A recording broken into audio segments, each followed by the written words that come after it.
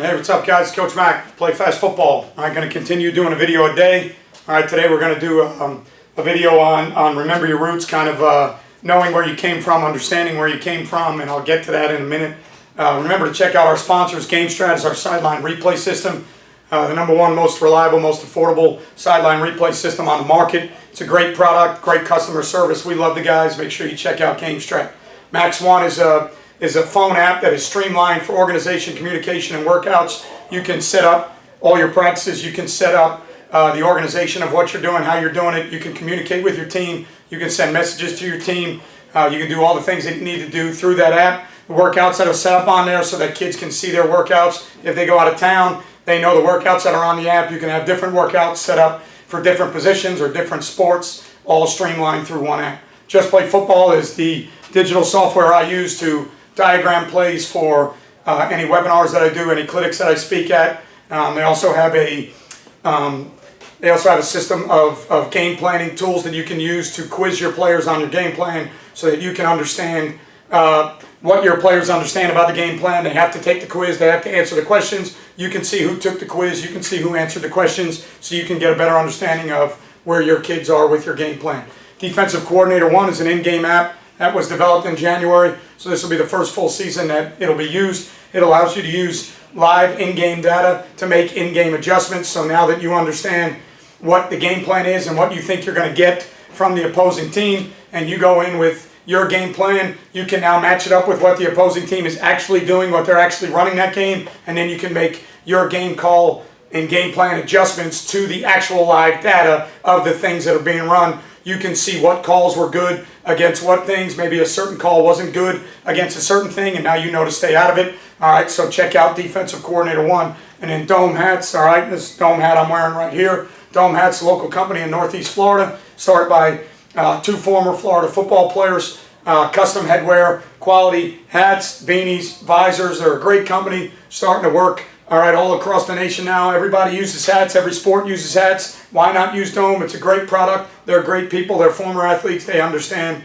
what we want to do and how we want to do it. All right, so in today's video, talking about remembering your roots. Okay, today's video is going to be kind of a tribute and a goodbye to a good friend of mine that has recently just passed away, Coach Jimmy Bernhardt. Coach Jimmy Bernhardt was a legendary high school coach on Long Island. I did not play football for Coach Jimmy Bernhardt. I attended football camps that he coached at, and I learned from him as a camper. Okay, and then I was recruited by Coach Bernhardt to play football at Hofstra University. I was not good enough to play 1AA scholarship football for him at Hofstra. He then, during the recruiting process, took a job at Brown University. I was not smart enough to play football at Brown University, so I never got a chance to play college football for Coach Bernhardt. He ended up coaching college football at UCF. He ended up coaching at Penn State with Bill O'Brien. He ended up coaching in the NFL with the Houston Texans with Bill O'Brien. And Coach Jimmy Bernhardt gave me my first opportunity in the state of Florida, all right, to make a living teaching and coaching football. He started the program at Ridgeview High School in 1998. He was allowed to hire 7 coaches as long as they were teachers. I was one of the 7 coaches that he chose. I was fortunate enough and felt honored and blessed that he chose me. I had a tremendous amount of respect for Coach Bernhardt and how he was as a coach, what he knew about the game of football, how he was as a dad and as a father. He had sons that went on to be big-time lacrosse players at the University of Maryland and with the U.S. lacrosse team. His wife, Kathy, is a phenomenal human being that took care of me when I first moved down here. So I owe my coaching career, my head coaching career, play fast football, everything that I now do as a football coach, I owe to Coach Bernhardt, and he is going to be sorely missed. Ironically, he was a defensive coordinator at Orange Park before I moved to Florida, so he has ties to the current high school that I am the head coach at. So there are several ties that run deep with Coach Bernhardt, and he comes from an era back in the day where coaching was a profession and coaching was a community. The guys on Long Island were all really good friends, and they would work hard to beat the living hell out of each other. But what they would do is, a lot of times those guys would play games, and then the losing staff would have to go after the game, and they would go drink at the winning staff's bar, and then the losing staff would have to pay the tab All right, obviously all coaches that were of age to drink and all coaches that were responsible not to drive. The losing staff would go to the winning staff's bar and they would have to pay the tab. That was back in a day where coaching was more of a collegial profession. Coaching was a community. Guys liked sharing. These guys on Long Island all ran a local high school football camp that they brought 15 to 20 to 25 to 30 players from their team to the camp, but it was not a team camp.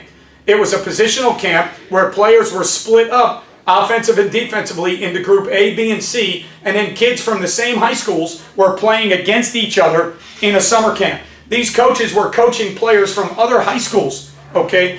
And while they were coaching players from these other high schools, you never one time, all right, in 1986, 87, 88, 89, you never one time went to a night football camp and ended up playing football at another high school 15 minutes away because you played football for that coach at camp.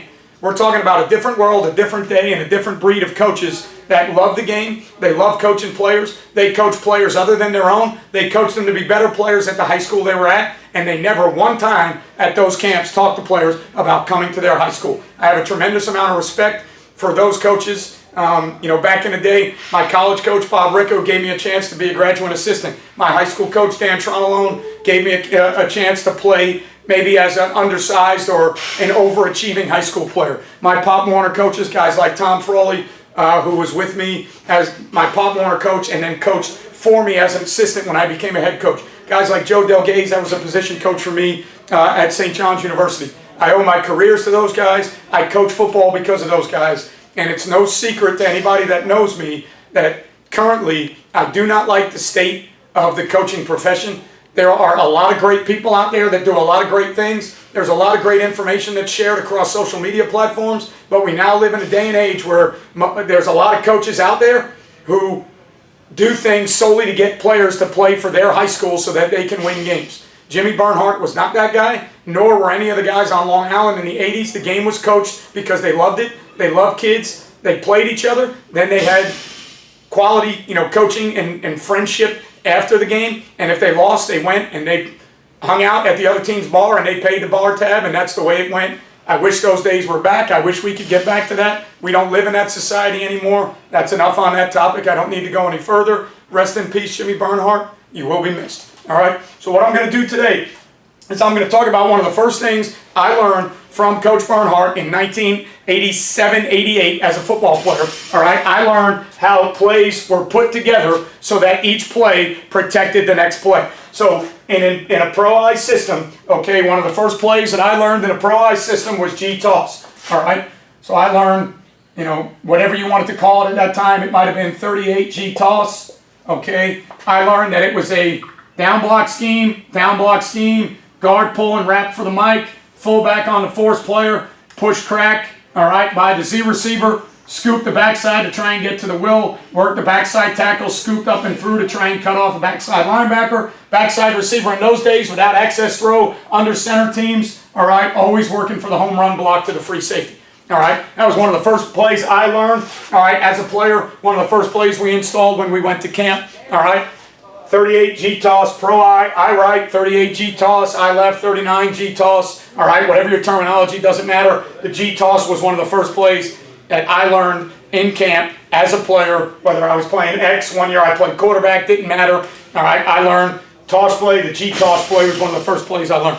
Okay, off of the G-toss play, one of the next things I learned from Coach Bernhardt was how to protect the G-toss play by running G-belly. Okay. So when we came back after the toss play, we would protect the G-toss by running G-belly, and what we would do, okay, is we would down block the 3 technique, all right? We would arc release the tight end to then seal the mic. We would pull the guard and now kick that 7 or whatever the front may be. The fullback would take a step to work like he was arcing, and then the fullback would hit up inside. Tailback would take his toss steps. Quarterback would reverse out, and for those of you guys that are old enough to remember when a quarterback under center was taught on a clock, or if you're still playing a system where a quarterback was taught on a clock, quarterback would be taught to reverse out on a clock, 6 o'clock behind him, all right, 3 o'clock to the right, all right, 9 o'clock, all right, over to the left. Quarterback would reverse out possibly to 4 o'clock, all right, 5 o'clock, 7 o'clock, 8 o'clock. As a quarterback, you were taught to reverse to that step on the clock. On the toss play, we would reverse out two-hand, flat hand, dead toss. And then on a belly play, you would reverse out with the same action, and then you would give the ball to the fullback up inside a kick-out block, so it looked like down block, arc, kick, all right, with the tailback taking the same motion, scooping the backside the same way, all right, working the backside the same way. So now off the G toss play, all right, you then had G belly, all right, so depending on, you know, what your terminology was, it might have been 24, all right, and now we ran G belly. All right, so we went 24 G belly off of 38 G toss. So now we had a toss play and a belly play that looked similar, same guard looking action, same down block on the 3. The only slight change was, all right, force player got left unblocked because we were hoping that he was going to be able to look at the scheme and see that he was the force player to play the toss, all right, and then the ball was going up underneath him and we were kicking the 7 technique, hoping that the 7, if he was reading the tight end, would widen with the tight end on the arc, try to get the Mike seal, the 7 kick, try to get that fullback, all right, to crease that belly play right under there. All right, that's how I learned the G belly play. I know that in the wing tee or other offenses, you might have a different terminology for the belly play. That's how I learned pro I under center G belly. All right, 38 G toss, 24 G belly. All right, and then after that, we came back and we ran, all right, a flooded version of belly pass. All right, so what we then came back after that, all right, was we would come back and we would just run, all right, belly pass flood. Okay, and what we would do is we would now up front, all right, the only thing that was different in that day that we didn't do a lot of, and at least at camp we didn't do a lot of, we didn't marry the same blocking scheme with the same protection. All right, we went to more of a drop back protection style, all right, to where